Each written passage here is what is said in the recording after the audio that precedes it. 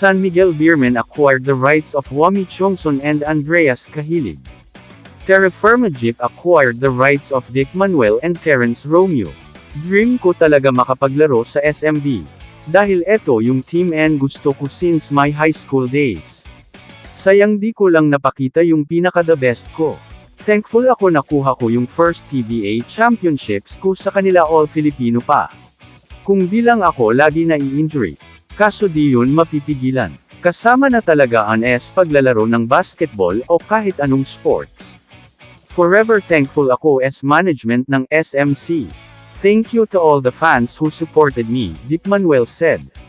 The San Miguel Beermen have acquired the rights to Wami Chongson and Andreas Cahilig. Meanwhile, the Terra Firma Jeep have secured the rights to Dick Manuel and Terence Romeo. 2 days before the mid-season PBA Commissioner's Cup, defending champions San Miguel Beermen have made a move.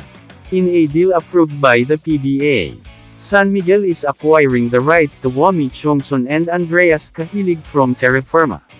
In exchange, the Beermen will send Dick Manuel and Terence Romeo to the Jeep.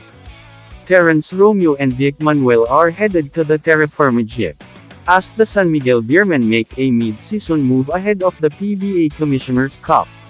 Manuel is reportedly being eyed by the Nueva Ecija Vanguards in the MPBL.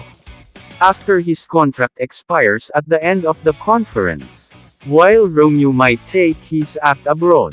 Something he turned down a few weeks back owing to his loyalty to San Miguel Big Boss Ramon S. Ang.